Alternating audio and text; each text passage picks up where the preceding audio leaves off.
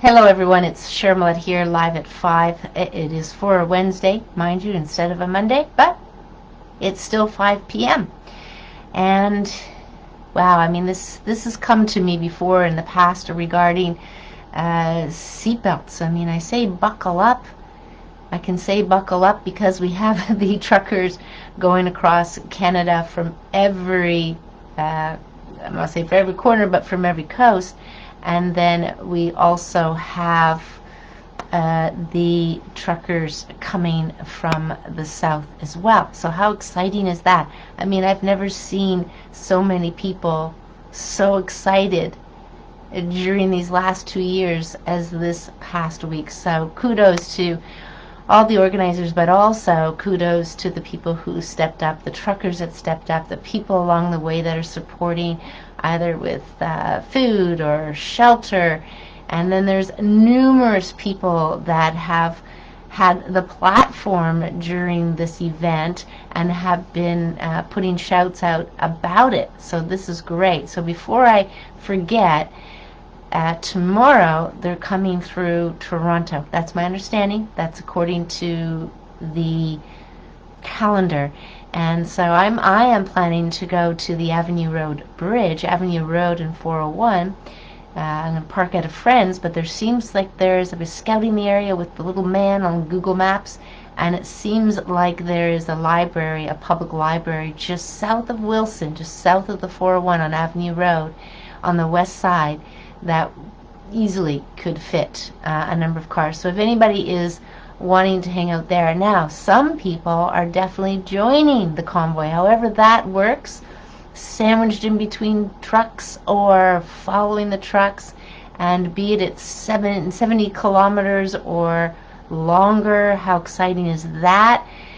So I look forward to that. That's really the buckle up part, is really about the seatbelts. And I was just speaking to a neighbor. He's an emergency doctor at one of the hospitals, Deadsville, as he calls it.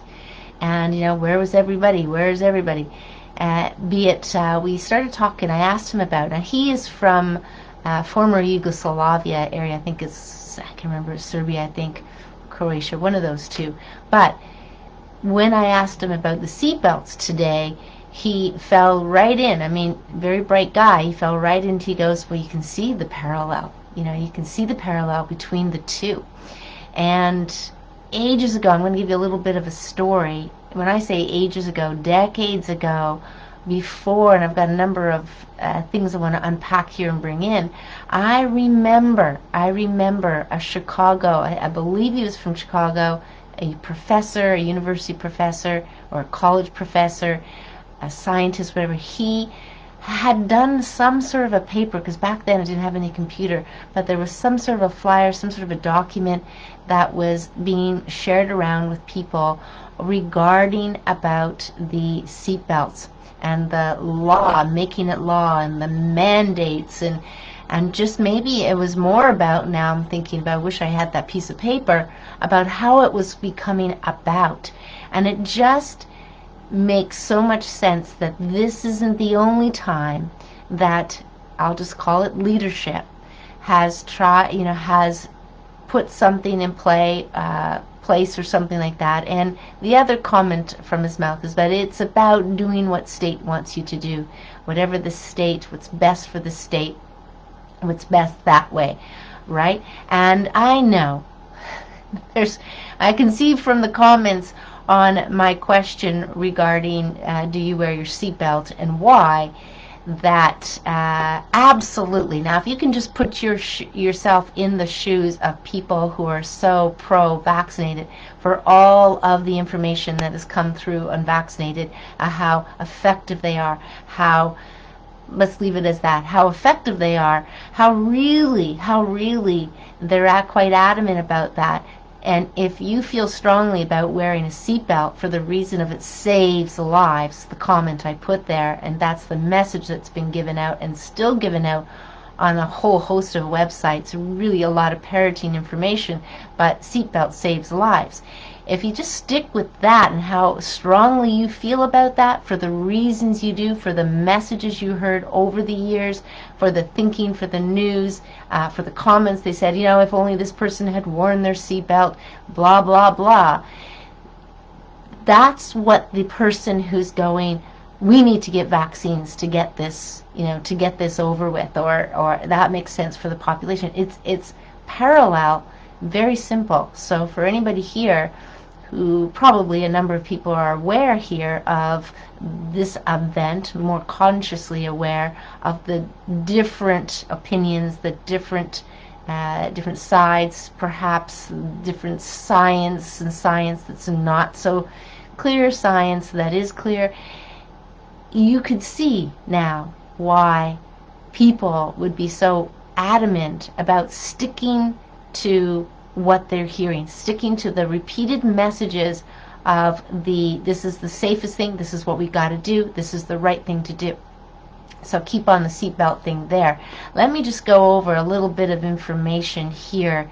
As in, there's just one website, and I have to unpack just a little bit here. So bear with me because of this particular accidentdoctor.org, seatbelt injuries and auto accidents. Now, having several web pages, there is a lot of parroting. When I say parroting, people are copying in the same information from one site to another where it originally comes. That's the downside of some of what I'm reading, is they don't tell you where it comes from. They don't tell you what it comes from. So let me kind of gather a couple of things here. One, like anything, you're not going to get all the information, be it you're only going to get a certain slant to the information when it comes to government websites. That seems to be the same thing here with the seatbelts.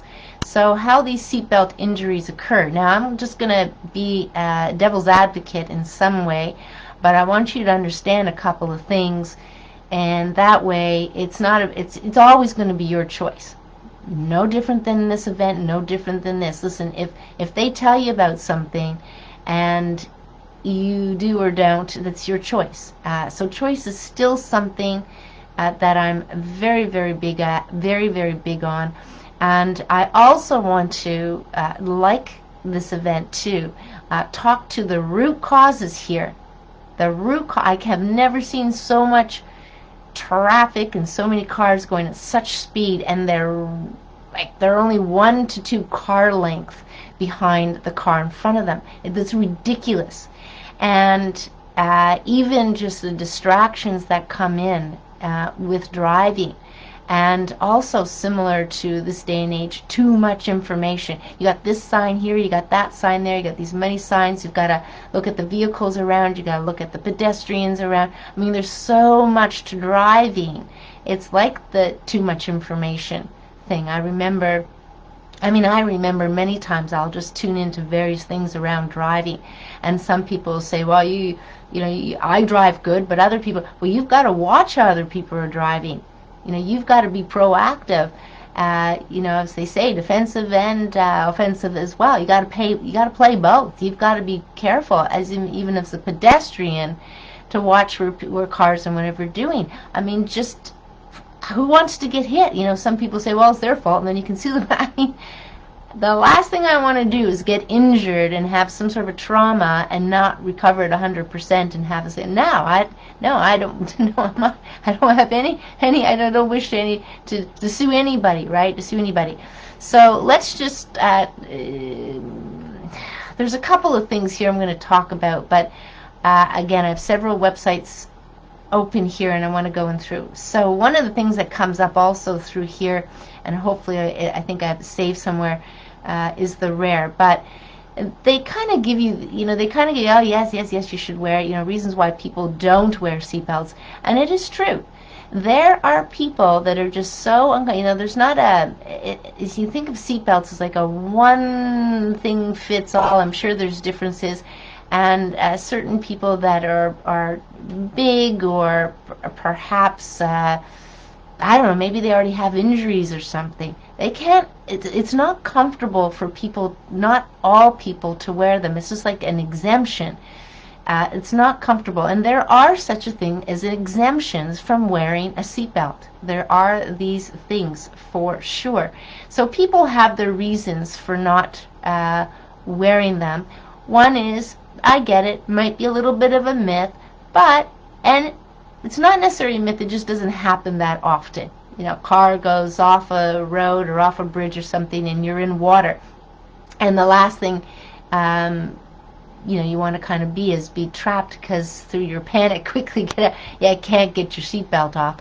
But nonetheless, there's all kinds of nuances here and different sides. So, but let me just kind of give you an idea where I'm kind of coming from.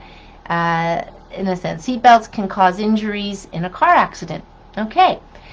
Old cars just had lap straps, and of course a lap strap needs to be put on properly, needs to be right down on your hips. Now, how many people kind of wear it right down on the hips? It's a very tricky place to be, but that's where it's supposed to be.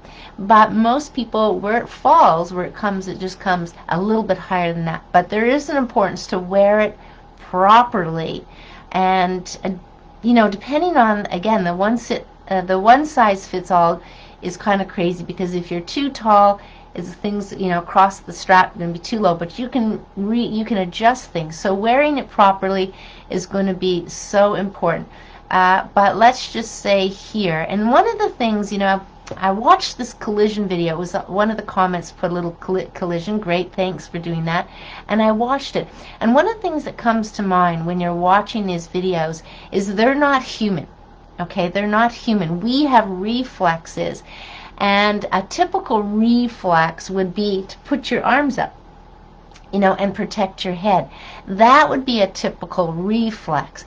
And that wouldn't be difficult to do. So reflexes are not involved in these crash dummy kind of things. So the reflexes are going to help. But again, you have to think about it. It's no different than me, leading a walk club now for 13 years and having to remind people every winter how to walk carefully on snow, on ice, on slippery surfaces, small steps. And it would be no different than the small steps in wearing a seatbelt properly. It'd be no different than driving properly. So I want to still come back to the root of it is we have way too many accidents. And that by far to me, and I'll read something in a bit to kind of explain that. But modern seatbelts have a lap and shoulder strap, and the shoulder strap keeps your head from being thrown forward, although it can still be thrown forward because the seatbelt goes across here. It doesn't go across here, it goes across here. So maybe the head wouldn't be thrown as far, but whiplash would still be a thing. And again, reflexes are going to be important no matter what you kind of do, and I think driving and being able to drive in all the different scenarios, I really do think that driving, not just driving for driving lessons and signs and pedestrians and rules. No, I think our children could benefit from the driving and all the other things that would be around that core thing that they do so you get your driver's license. That stuff could be taught to all ages, not just children, but especially those who are just getting their driver's license. So some people put their shoulder strap under their arm. So be it, they do. And they got a spelling mistake there, grammar. If you had an accident with the seatbelt on in this manner, you would probably break some ribs, sternum, or suffer some other type of serious injury. Now, not necessarily. It'll always depend on the severity of the accident. It might be wise to wear one the way they were intended. Injuries or far worse injuries can be avoided by wearing it properly. I will agree that doing anything properly is going to avoid and prevent, and if we can prevent accidents, even better. Wait till I read this other part. Anyway, seatbelts are intended to lock when movement quick changes. In a car wreck, a vehicle arrives at a sudden stop, causing the seatbelt to lock. So we're familiar with that. Sometimes we want to adjust it, and by accident, we lock it. and then we got to bring it in and out, even take it out. But they might have come a long way by now. While seatbelt may save you from extreme injuries or death, it is entirely conceivable that the seatbelt itself can cause injury to the driver or passengers. Now, like usual, this stuff is down, down, down at the bottom of the pages, and by this point, if you haven't stopped reading, because it's pages and pages, you will get the gist. Wear your goddamn seatbelt and don't even think twice, right? So type of seatbelt injuries. In a car wreck, your car stops very quickly in a collision between vehicles. However, your body does not. Your body gets pushed into the strap, and the strap will lock, and it can cause substantial injuries. Some of these injuries caused by the seatbelts worn properly and improperly are given below. Just let me repeat that again. Some of the injuries caused by seatbelts worn properly and improperly. Properly and improperly. So it matters not that if you wear it always properly, you can still get these injuries, okay? Abdominal injuries. Now, what's the abdominal area? Well, a very important area, very soft, meant to be soft so that you can bend and be flexible and turn and all that kind of stuff. Bone fracture, brain injury. Okay, so you're listening. These are things that you probably don't hear about, like the adverse side effects that are here. Bruising, chest injuries, that can be crazy. Concussions, and we know how much people talk about that. Disfigurement, head injury, internal bleeding, internal injury, that covers a lot. Internal injury. Paralysis from even properly wearing your seatbelt. Paraplegia, shoulder injury, and spinal cord damage. Now, I didn't have enough time, nor would I probably spend any more hours than I've just done today, but the idea is to discover more about what that is and how much of the time and all of that. Again, it's your choice to do what you do, but be aware that it isn't all just wear and shut up, because these things happen to people where they get paralyzed, where they wouldn't have got paralyzed if they didn't have it on. And how would you know that exactly? And that's going to be my point in a moment here. In the case of accident, your body would remain in the seat, but your head would go ahead and hit the steering wheel. Today's seatbelts have a lap and shoulder strap, and the shoulder strap shields your head from being tossed forward. And even if it doesn't hit anything, that forward movement of your head can cause a lot of discomfort. Whiplash, the same way. If you had an accident with a seatbelt under your arm, you may break. Yeah, so it goes into that as well. Yeah, so issues related to seatbelt injuries, and sometimes they don't work. So that's the other thing. Injuries that can be caused by seatbelts. Heavy bruising to the stomach and chest. It kind of goes in a little bit more here. Car momentum stops immediately, so but your body does not, right? So think about that. In a sense, when the body is thrown forward and you have all of your, your muscles, your tissues or whatever getting bruised up, maybe some broken bones. But when you have that strap on, that's it. Your body does not have the flexibility. You are in a main hip key area, spinal column and abdominal area of the body. So there's going to be evidence that people have fared better with the seatbelt for sure. But then I go back to preventative and choice. Preventative, as in preventing car accidents more and more, that's the focus, definitely. So obviously there is all kinds of stats and numbers here from over the years about different things. But what I want to point out is, let me just go across through some of these. Some of these things I put in position so we can see them. And of course things are running a little bit slow. And this is where I'm not able to find information. So I was searching for this, but I was not able to find information. It's probably deep down somewhere, and I probably have to call Ministry of Transportation to see if in fact they do have anything. But in searching on the provincial websites or the city website, couldn't find anything really. So injuries caused by seatbelts are relatively rare. Does that sound familiar, that language? Relatively rare. Relatively rare. Okay, same thing as they're using with the injections. It's rare, it's rare, it's rare, and often result in improper use. They wouldn't know that. How would they know that? They wouldn't know that. And that's my thing about a lot of things. How do they know this? So let me just bring up a couple of other things here as I'm on a roll.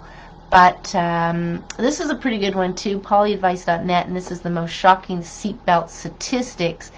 The idea is, let me go down here. I thought this was, I actually want to go to the study really, but let me just see what it was that I wanted to. Yeah, these are, so out of 22,000, just think of the number, 22,220 passengers killed in car accidents in 2019. Nearly 48% of them were not wearing a seatbelt, which tells you that 52% were wearing their seatbelt and got killed. Okay, just saying, we're taking this different perspective here. Seatbelts help save around 15,000 lives annually in the United States. They have no way of really knowing that. Again, models, best case scenario, and obviously they have something that they want to achieve, which is everybody to do as they're told. Over 55% of the people killed in car accidents during nighttime were not wearing a seatbelt. Sometimes they don't work. I've actually read that. They don't work.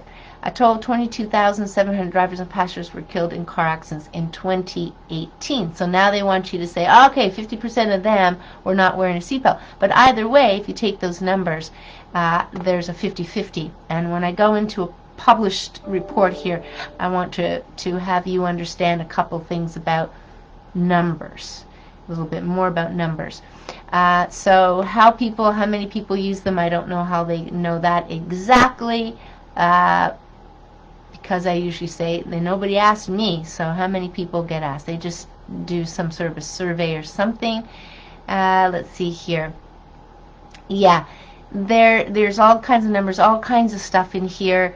Why they're important. Again, they want to hammer down why they're important. I'm not saying they're not important. I don't say they don't work some of the time, and I'm surely not going to say they don't work. I'm surely going to say they don't work all of the time, and all of that. So just a little bit of fun here, but if we look through seatbelt history, seatbelts have been around for over a century, and the first patented seatbelt was created on February the 10th, 1885, by an American Edward J. Cleghorn. So, but it was meant to keep tourists safe in taxis, and that's where it was. But there certainly has, in what I can read here, to seatbelt up to the high heaven, buses, and so a lot of this hasn't been done. Obviously, you can tell that. You go on the buses, you go on the streetcars, you go in taxis, and I think some people, they wear taxis now. They can get in trouble there. But here's the interesting thing about it. How did seatbelts become mandatory? It was in the late 1950s when elected officials started studying the scientific findings of university crash tests. So we're not talking pure evidence. We're talking crash tests. Okay? They were looking at ways to reduce driver fatality rates. In the early 1960s, saw several state legislatures passing laws requiring use of seatbelts. Right? Same thing. There's all kinds of holes in here. When did seatbelts become standard? Different places, different times, and even still today, it's not the same for every state or there. So, do seatbelts cause more accidents? Drivers who wear seatbelts feel more secure. And that's what I think the great thing is about choice. If you feel better, if you feel safer, if you feel more secure, do it. Do it. And I liken this to some of the sports that I've been in, whether it's marathon, you can get some serious injuries there, or skiing, downhill skiing. You do this or do you do that? How safe do you want to be? You go down really. I mean, if you want to think about skiing, all the accidents happen there. You'd be going down like all this padding on you, so you wouldn't have any, well, there's fatalities in ski accidents for sure. But, so, there's a number of things here. Let me just see if there was anything else. They talk about how do I keep my seatbelt from choking me. Let me read this. Just for the fun of it, to ensure that your seatbelt doesn't choke you, you must learn how to wear it properly. That's just it. That's with anything. Ride your bike properly, look around properly. Start by ensuring that the shoulder belt is secured across the rib cage. So down here instead of up here. But again, I think that's an important thing anyway, which has to withstand the force of the crash better than any other parts of your body. Surely being on here would be better, although we know that the upper cervical part of your spine, closest to your brain, is extremely important as well. But at any rate, you can't keep a cage over your face, because that's really the only way to do that. If you just have it here, it doesn't matter. The heavy part of the part is going to go forward, and it might be more detrimental that you don't have something on, but if you had something on, it might be more injurious to you. So you kind of see where I'm going. That what I want to talk about is, let me just go right to it, and if I don't find it, then I will just speak to it. But it is to do with it's not this driving, so you can read about fatalities if you want. I'm not going to go through it too much, but basically they say every year roughly 1.3 million people die in car accidents worldwide. So that's an average of over 3,000 deaths per day. Could be prevented if people knew how to drive. Didn't drive texting, or was distractions, or kept their distance from the car in front of them, or stayed home when there's a snowstorm. Although those minor ones are the minor ones, but these major ones, there's the drinking and driving, and now we have the cannabis, and you have and even drugs in and of themselves can make you tired and stuff, and all these different health conditions.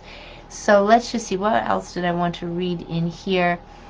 I think it said something about the number one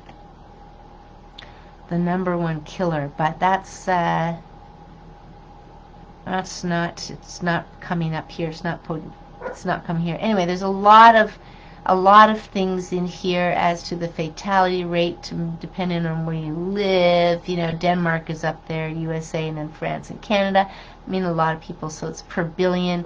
A lot of information here on the test.ca driving statistics, so you can kind of look at that.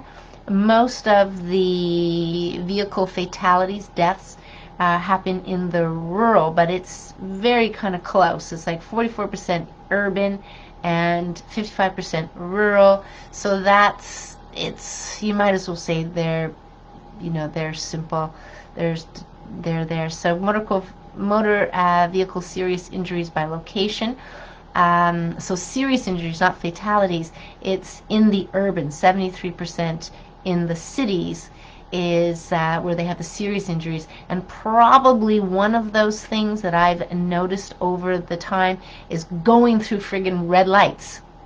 Not even going straight through red lights, which people do, stop signs and such, but making left turns. Gotta get through this orange light. They're probably going through a red light, and then somebody thinks, I'm going to turn because it went orange, without paying attention to what the car's doing coming through. But I mean, people, this is your health we're talking about here. You've got to watch the cars around you at all times. And there's a lot of stats in here, but that's not what I want to bring up. If I can find it. If I can't find it, I know I had it here. This had to do with, let me just try to frame it very quickly here. It had to do with statistics, and I know this isn't the one, but what it had to do is it was showing that when you look at certain things that happen, and there has to be a 3 times or a 3 points. So when you look at these numbers and you see 50%, close to 50%, it's almost negligible, if not to be completely not look. It doesn't. It's meaningless. That's what I'm going to say. Now I'm trying to find where it is that I found this, but and I do want to find it. Science Direct. Maybe that's it. I have it on the other side. Yeah, here it is here. So this is traffic injury investigation, forensic epidemiology 2016. Attributable risk methodology for the evaluation of seatbelt efficacy. Does that word sound familiar? Efficacy. So here, it can only be concluded that the non-use of seatbelt is a cause of injury that cannot be shown more than 50% of the frequency of an injury type and severity observed. I know these are a bunch of big words. I'm going to kind of frame it up here.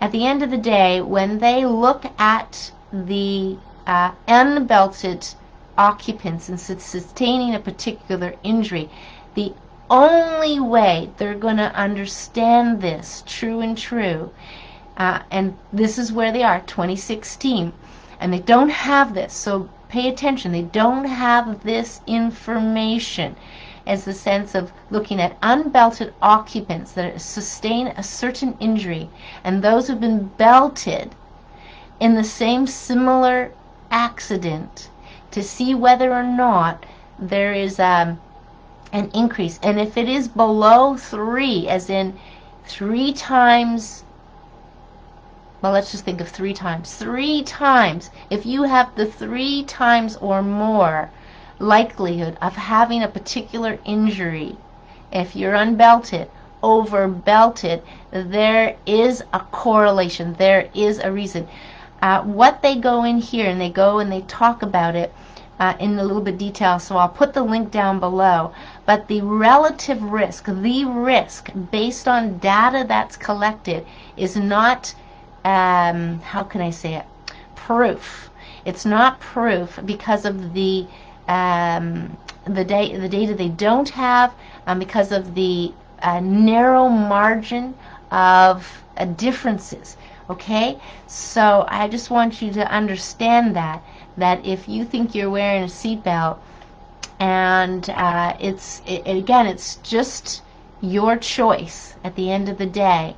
You can have more injuries from wearing it than not. There is not enough data to show seatbelt on or seatbelt off, or if you have your seatbelt on, is it more injurious to you in these particular times. What I can say, no different than slippery outside and walking, in order to be preventative, you walk on the ball of your foot. In order to be preventative, if you choose to wear your seatbelt, then you need to wear it as low as possible, below, as low as possible towards where the hips are, and versus up on the belly at any point. And then the shoulder strap's got to come across the breadth of here, not up here, not up here, maybe not so much here. You'll still have a little bit more forward motion with the body. And then choice. So there's a bit of information out there. What I was trying to do is trying to just grasp a sense of what is out there and have me explain to you a few things and how it is parallel to what is going on today with this event. Some people might be balking at it, what I'm saying. I'm not saying do or don't. I'm just saying what is actually showing up here, and to think about it in a way that is less divisive, less segregation. You're the ones who don't and you're the ones that do. But I can't tell you when over the decades if I brought this up about do you wear your seatbelt, and yeah, of course you do. And I go, well, I was recalling the professor in Chicago and the information I read, decades ago at that point. I don't remember what it said, but it showed without a question there was no warranted information to wear a seatbelt. Okay, so that's kind of the key that this professor, I think out of Chicago, I think he was at Chicago College, that rings a bell, and he was definitely met with a lot of resistance, a ton of resistance, almost so much so that you go, wow, and no different than what's going on today. So parallel. But here you go. I mean, the effects of not having it on and being caught, hundreds if not thousands of dollars in tickets can be given. You lose points. It affects you. It stays on your record. Even insurance is like, really? It's like, what is it about that warrants them to do such a scenario? But I am sure there are examples of people like today's event dying, right? But I still will go back to preventative and preventative treatment, and the idea is to prevent accidents. That's really where we should go. There was yes, there was somewhere in these documents, although I didn't because it was another part of it, but what it talked about is that people, it was a bit of a study, there's a figure number written here, that people who wore seatbelts feel more comfortable, so therefore they don't drive as safe. That was written in here. Now I'm not sure if it was in this one or not, but somewhere in these several pages I have open, it did talk to the fact that people who wore their seatbelt felt safer, and they therefore did not pay attention as much. I'm going to be okay if something happens, kind of thing. Maybe that's a unconscious thing. Maybe it's a conscious thing. I don't know. You can kind of tell me. But that's so. Again, I wanted to kind of give a shout out to the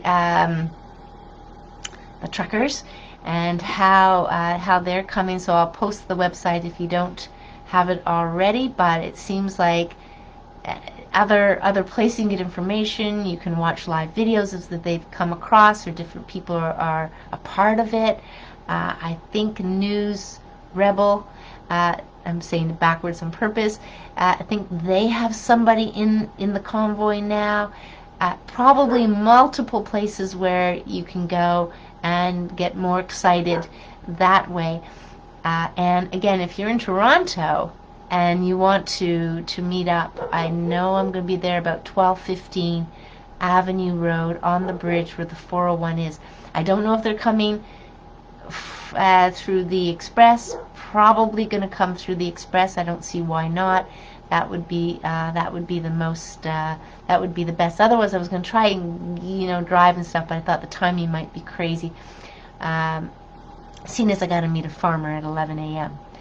So to be somewhere at the time at Vaughan Mills or something would have been a little bit too crazy.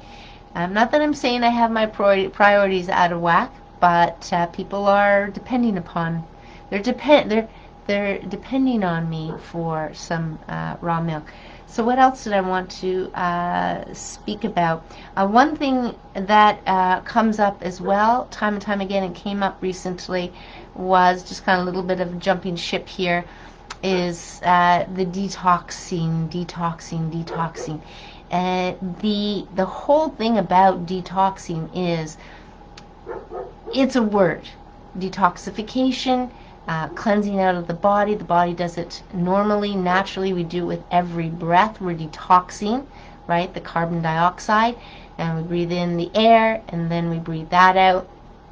Our bathroom trips. So we have to kind of get it out. At the end of the day, we have normal metabolic waste products that are produced that have to come out of the body. When it comes to clean air or clean water, enough movement, relaxation becomes so key. I can't tell you. A lot of people will say, and this is this one, I guess you'd say it's a post, with a number of comments, and this protocol and that protocol and this protocol, and people were saying things, but we have to take in consideration the tension and the mind and the tension in the body for all the reasons that it's there. So the mind-body connection does not go away when we're thinking about the body's ability to detoxify. It doesn't go by the wayside. It's there. And the idea is also energy wraps into it as well. So everything's energy. So energy comes into that as well. It's still the bigger picture when people are thinking about, well, what should I do to detox? What should I do to cleanse? Well, there is simple things, healthy lifestyle things to do first. Now, I will say there's a lot of choices. I mean, especially if you think of getting more nutrients into the body to help the body detox, there's a multitude of ways to do it. And go with what resonates with you. Of course, there is also space and time, length of time, and how much you do if you do too much, and what that evokes in the body. May be a bit uncomfortable, very much uncomfortable for some people, but some people choose that route because they're in panic, they're in fear. And I'm thinking some of the sanitariums early on when you had cancer or you had certain conditions and you go to the sanitarium and you go on a juice fast and stuff. Not everybody has to do it that way, but there is a mind-body connection that comes with it. I can't stress that enough. It's absolutely there. The Awakening You presentation that I've been doing since September with small groups of people will tune into why the tension. Why does the tension, as part of that, have a key role in every disease? Not just inflammation, but I'll go through the stages of disease so you have an understanding. It'll bring some peace to the body. And the other piece is the mind, the matters of the mind. The ego. It's a little bit deeper than matters of the mind in some ways, but to me it's a critical piece in understanding how you are creating tension in the body. The third part of it is of the Awakening You, this presentation, kind of interactive, is the solutions. But I have to tell you, they're a lot simpler than you think. And I think sometimes people want to do so much. They want to get fancy. They want to. It's like eating meals every day, gourmet. They got to be. We're conditioned to be like that, and we don't have to have gourmet meals every night. But the convenience of things is on the other end of the spectrum, and that speaks to the quality of the food in that case. So I think that's what Buckle Up was all about. It's about these truckers. It's about the seatbelt thing and the parallel with today's event, question, and all the little ways that have probably come in through the past, not just the seatbelt, to bring us to where we are today. And then, of course, detoxification. I mean, that will cause anybody to buckle up, because it takes a bit of understanding, which is why I think practitioners are a key way of opening up your understandings enough so that you can be guided enough and feel supported enough to do what you do. But there are absolutely simple things that you can do on your own, and there's a lot of research. When it comes to health, there's a lot of research that any of you can do and start to piece things together. Would it take you 7 years or 10 years, or would you go through crazy stuff only to find out, well, that's not what you should do? You might. I mean, that's what happens. When I'm meeting with people, they bring out 20 supplements, out of their bag. I'm like, wow, that's a lot of supplements. But it's not uncommon, and so that's a route that some people think they got to take a lot of supplements, and I'm here to say that no, that's not necessarily the way that you need to go, and there's also the quality that comes into play there. So without having any laughs or any completely new things here, I'm going to wrap up live at 5, and I'm going to just say enjoy your evening. There's always something to chew here when it comes to live at 5. I hope that's I'm not looking for it to challenge you. It just comes to me, so I'm just kind of going with the flow. And the seatbelt thing has been with me for decades. For decades. It's the same thing with water. You know, water. Lots of research that I've done, paid attention, and sat with certain different things. So that question, what water should I drink? Yeah, if you come to Awaken You, ask that question. I'll talk about it. Absolutely, I'm happy to talk about anything, which is another key component I like about doing presentations, is you can ask any question you want. In fact, I have people coming in that they have all these questions, that I just say, you know, they'll send me emails and all good questions, and I accumulate them, don't respond to them unless it has something to do with the protocols that they're doing. I said accumulate them. And so I have people coming in for 2 hours with all the questions they have based on their beliefs, what they've read, why this, why not that. And we just have a heyday going through the questions. And through that, I'm able to have them understand at where they're at, how those things fit in. And so I think that's important. Where you are at is an important place in decision making, or what steps you take, and what you know what's best to learn first, and growth and stuff. Again, not one size fits all. People are in different places of their beliefs and their understanding and how they perceive and their perspectives, all of that, and that makes everybody unique. So take care, everyone. Thanks for coming on, watching, and we will see you next Monday at live at 5, unless tomorrow I re-upload Facebook and do a little bit of a live of the convoy coming through the heart of Toronto. So I might do that. We'll see, or I might just get a number of photos. Kind of can't do both at once. If it was nice weather, I could get my camera out, my other digital camera for sure. But other than that, nah, I just kind of want to take in the view with all the truckers going by.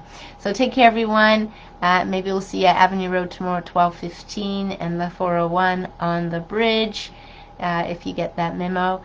Other than that, enjoy, take care, and we'll see you again soon. Bye for now.